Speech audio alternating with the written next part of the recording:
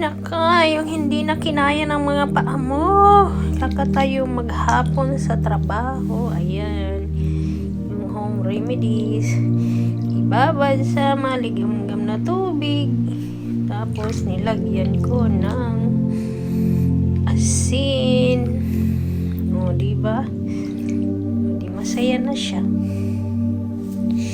Ganyan lang ang gawin nyo guys pag nakatayo kayo ng matagal sa trabaho. Kasi minsan namamanhid,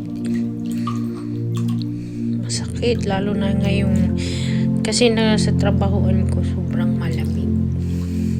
So pati yung mga paa ko nilalamig din.